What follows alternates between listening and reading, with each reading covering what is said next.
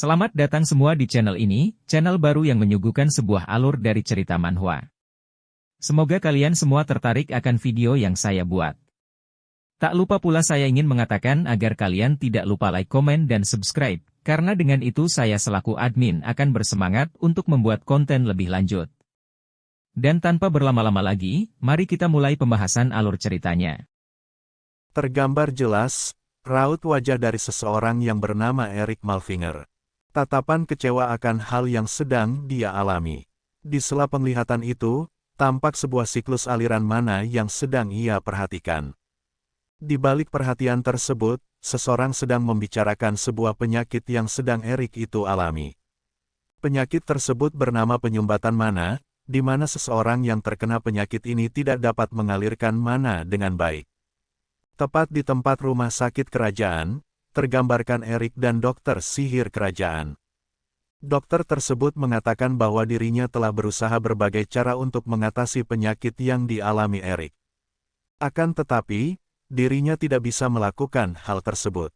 Sontak pembicaraan dokter sihir kerajaan pun ditanggapi dengan ekspresi yang sangat kecewa oleh Erik. Karena hal yang Erik dengar, bahwa dirinya tidak bisa menggunakan sihir. Setelah dirinya mengetahui hal tersebut, kini dirinya berada di dalam sebuah akademi Usdon. Dalam berdirinya dia sedang menelepon seseorang kakaknya. Dalam teleponnya seseorang kakaknya menanyakan kabar dari Erik tentang penyakit yang dia alami. Tak lupa pula dia mengatakan apakah penyakit yang dia alami dapat disembuhkan. Dan apakah dokter sihir kerajaan menemukan obat untuk penyakitnya. Dia berpesan bahwa jika Erik membutuhkan uang dia juga akan membantunya.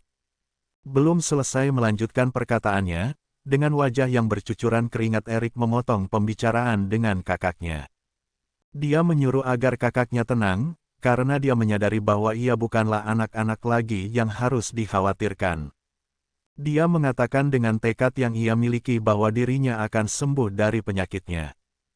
Namun kata yang dilontarkan Erik tidak membuat kakaknya senang, karena dia mengkhawatirkan kondisi yang dialami Erik, karena Erik adalah anggota keluarga satu-satunya yang dia miliki. Akan tetapi, perkataan itu pun langsung dibalas Erik yang beralasan bahwa Erik sedang dipanggil teman-temannya, dengan alasan itu pun dirinya mematikan telepon. Lalu wajah kesal yang tampak terlihat dari wajah Erik, karena dia tidak bisa mengatakan hal yang dia alami pada kakaknya.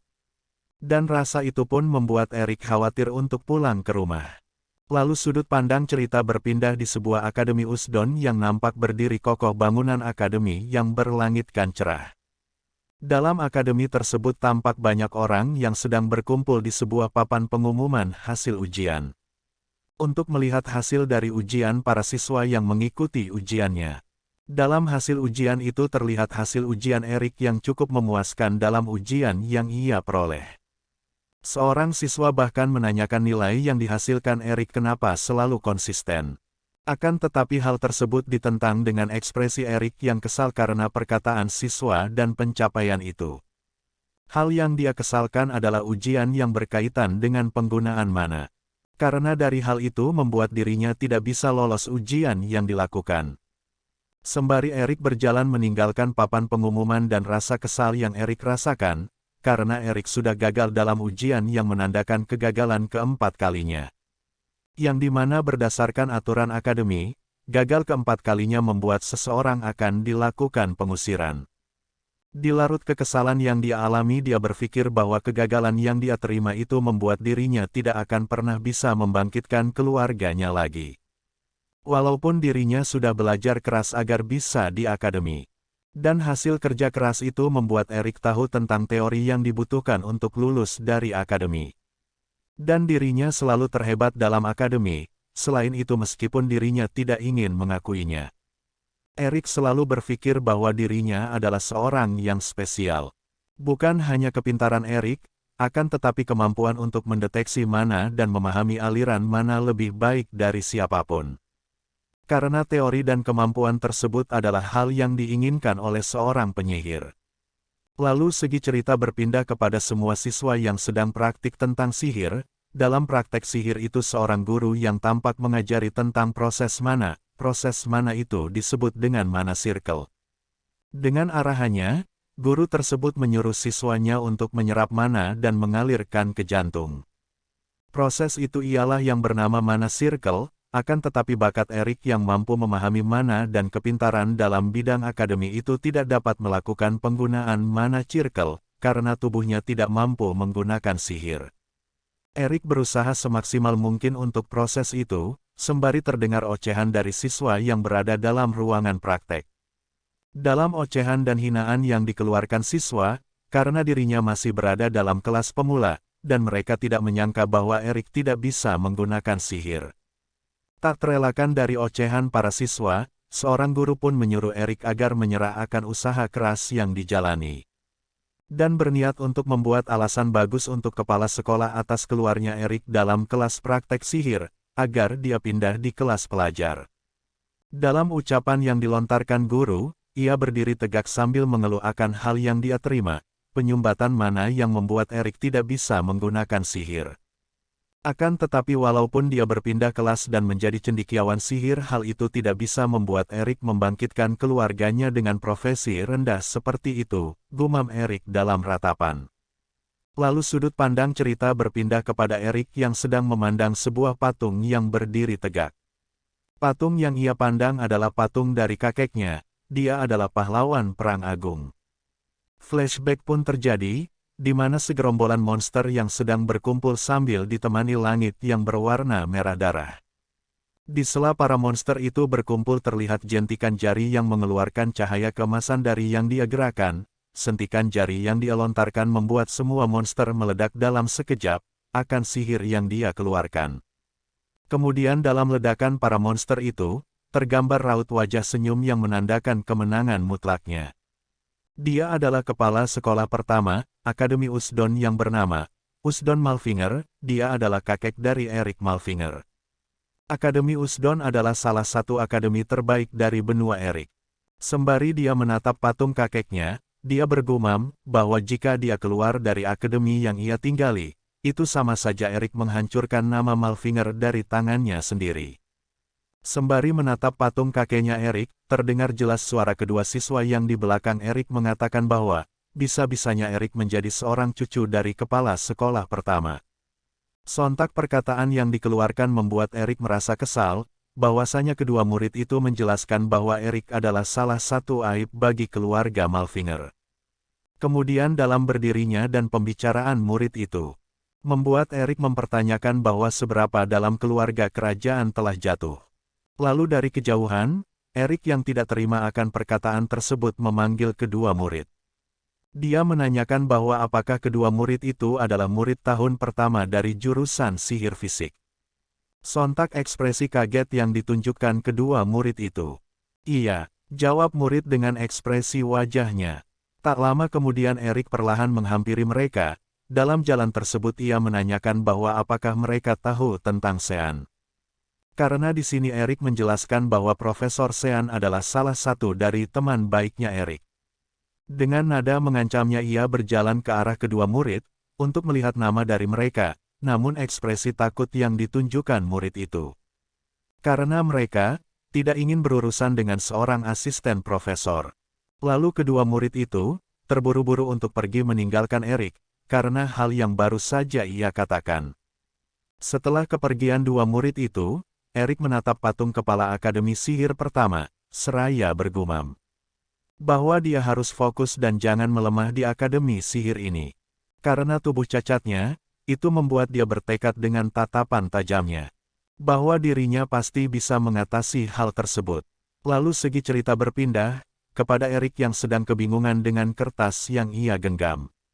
Dari kertas yang Erik genggam, Erik sedang mencari informasi tentang penyumbatan mana, namun belum bisa Erik temukan. Tepat di sela pencarian, tiba-tiba di tengah kebingungannya, ia diserang dari belakang oleh seseorang yang sangat bersemangat menyerangnya. Kepala Erik dibenturkan sampai wajahnya mencium lantai dengan kerasnya. Sontak perasaan itu memicu ketakutan dari murid yang berada dalam akademi tersebut. Tak lepas dari keterkejutan murid itu, Erik pun bergegas bangkit, dan mengatakan bahwa bajingan siapa yang melakukan ini. Dengan raut wajah yang sangat kesal dan hidung memerah yang ia terima. Di sela kekesalan yang ia rasakan seseorang memotong kekesalan Erik, dan menjawab sudah berani kau bilang aku bajingan.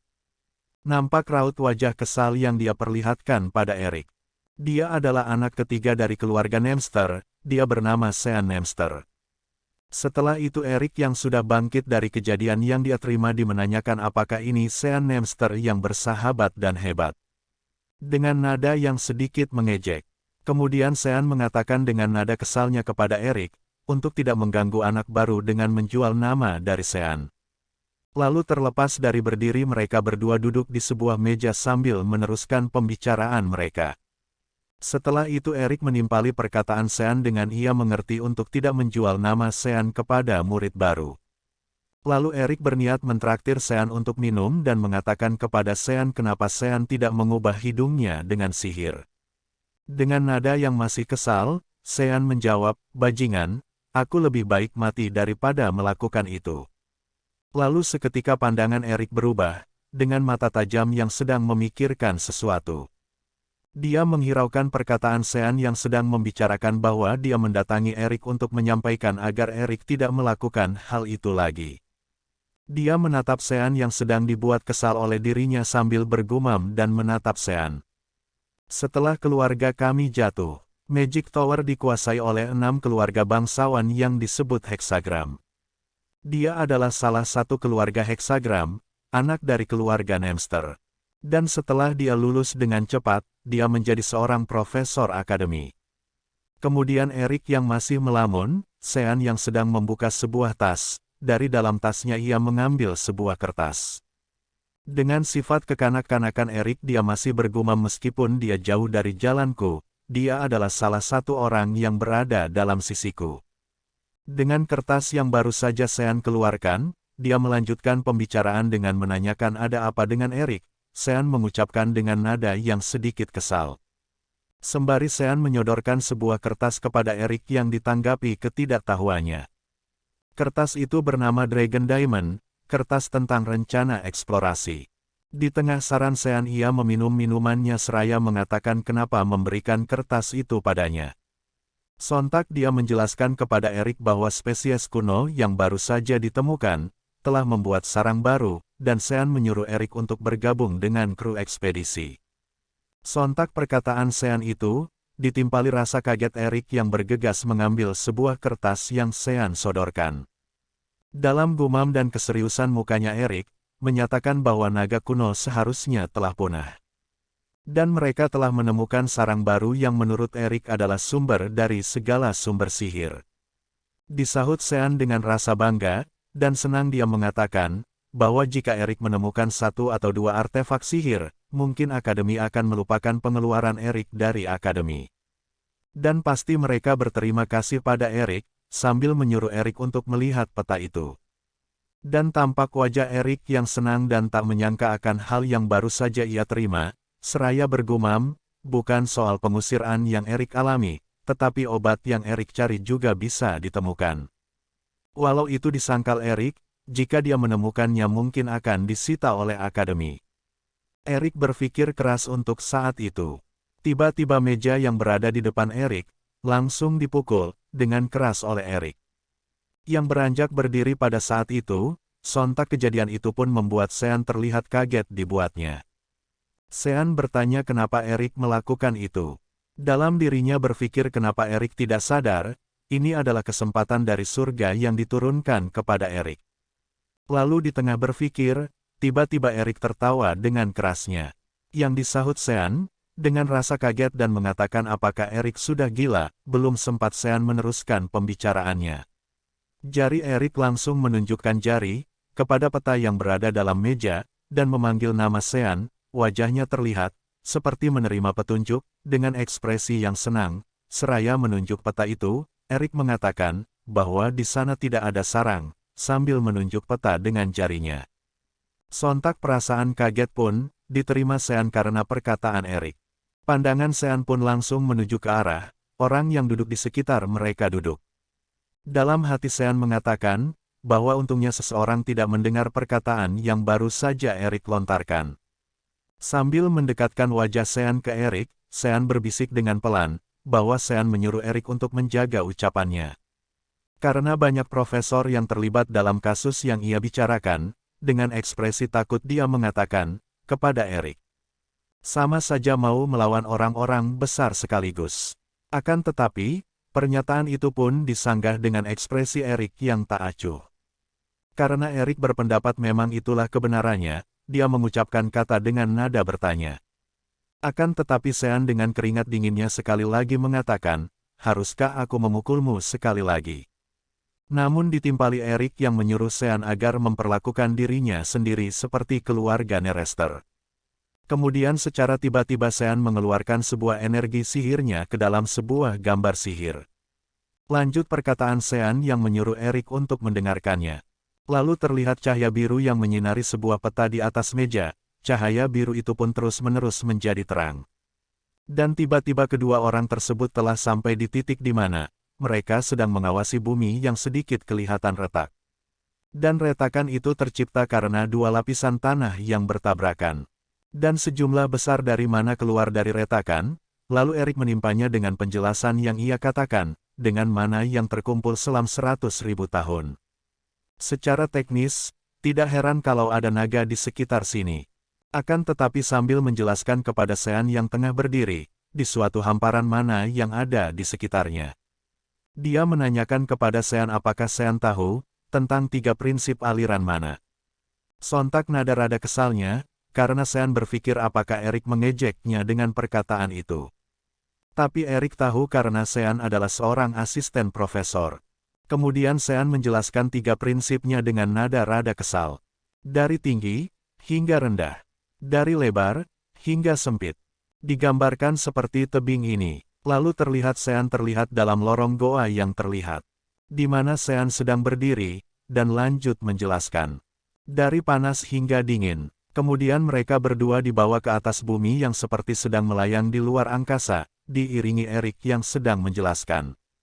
Dari prinsip itu mereka yakin, bahwa itu ada sarang naga. Namun, sambil menunjuk keretakan itu Erik lanjut menjelaskan. Namun, karena ada lahar panas yang mengalir dari retakan itu. Karena magma berkumpul di sana sehingga naga tidak tinggal di sana. Dengan wajah tak percaya Sean keheranan, akan penjelasan yang dijelaskan Erik. Sean sambil melihat gejolak magma yang ada di sekitar gunung-gunung. Di antara gunung itu, ada gunung bernama Gunung Berapi Arhan, yang dipercaya oleh Sean sebagai tempat adanya sarang naga. Dengan tatapan percaya dirinya, Erik membenarkan perkataan Erik tadi, dan menjelaskan bahwa Gunung Arhan berada di bawah benua yang ia tinggali. Akan tetapi perkataan Erik masih diragukan oleh Sean yang menjelaskan argumen yang ia miliki. Dia percaya bahwa Sean dan para profesor telah mencatat panjang gelombang mana seperti milik naga. Dan dia meyakini bahwa di sana tidak ada sarang naga. Akan tetapi ekspresi Erik pun menjelaskan, Erik juga tidak pernah mengatakan kalau tidak ada sarang. Disahut Sean dengan nada bertanya-tanya, ekspresi Erik pun berubah ketika ia mengatakan sarangnya pasti ada. Dengan senyum percaya dirinya mengatakan pada Sean. Sambil dia menunjukkan, di sebuah peta yang bertempat di Gua Karagul. Dia mengatakan bahwa tidak salah lagi, pasti sarang naga ada di sana. Kemudian segi cerita berpindah di suatu lorong di sebuah akademi Usdon. Nampak seorang pria yang sedang kebingungan untuk mengatakan sesuatu kepada seseorang di balik pintu yang ia akan masuki. Pria itu adalah Sean, dia berekspresi takut dan sedikit kesal. Di tengah ketakutannya ia berpikir, harusnya aku pura-pura tidak tahu. Aku mungkin bisa dikeluarkan jika membuat marah para dekan. Akan tetapi jika yang dikatakan Erik itu benar, maka bajingan itu. Kemudian ia sedang flashback ke masa lalunya, yang di mana dia berjalan di dalam lorong akademi dan melihat Erik. Dan bertanya kepada dirinya sendiri, kenapa Erik latihan sendiri. Sean melihat Erik yang sedang berusaha untuk menguasai sihir. Sontak ia juga mendengar keluh kesah Erik yang sedang bergumam. Aku harus bisa menggunakan sihir, sambil menyebut nama Nona dan kakeknya. Pengusiran, menjadi yang terbaik, dan membangkitkan keluarga. Apapun yang diperlukan, gumam Erik dan diperlihatkan, raut wajah kesal Erik karena penyumbatan mana yang ia derita. Dengan begitu, Sean pun tertawa setelah membayangkan Erik kala waktu itu. Sontak Sean percaya mungkin Erik bisa menyembuhkan penyakit yang ia derita. Lalu kedua tangannya memukul wajah, dan tatapan semangat untuk mengatakan sesuatu pada Deacon. Karena sebagai teman Erik dia akan membantunya. Setelah masuk ruangan, terlihat seseorang bapak tua yang sedang kesal akan penjelasan yang dikatakan Sean. Bapak tersebut bernama Dekan Akademi Usdon Barracks. Sean berkata bahwa penelitian yang dilakukan Barracks salah. Lalu tepat kejadian itu Sean berkata, "Saya hanya ingin meminta pendapat Bapak pada hal ini, karena ada kemungkinan."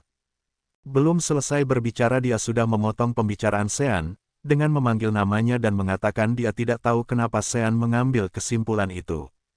"Kalau kau tidak berusaha meyakinkanku." Di sela pembicaraannya, aliran mana mencekam dikeluarkan oleh Barracks yang membuat Sean merasa merinding. Dan lanjut mengatakan, "Jika bahkan kau dari keluarga Nerester, dia tidak akan membiarkan hal itu." Tatapan tajam mencekam dikeluarkan Barracks kemudian, ekspresi Sean yang ketakutan dan terkejut akan mana yang dikeluarkan Barracks yang sangat luar biasa. Karena Barracks adalah salah satu penyihir 7 Circle. Di sela pembicara yang menegangkan itu, tiba-tiba pintu terbuka. Yang tepat berada pintu itu muncul Erik. Seketika suasana tegang, akan percakapan Sean dan Barracks mulai meregang. Akan tetapi ekspresi yang dikeluarkan Sean malah berbanding terbalik dengan Erik. Sean yang ketakutan pun mempertanyakan apakah Erik sudah gila, "Kenapa kau datang ke sini?" gumam Sean pada Erik. Kemudian di sela perkataan Sean, Erik menundukkan diri dan menyapa Dekan, dan meminta maaf karena dia telah lancang masuk.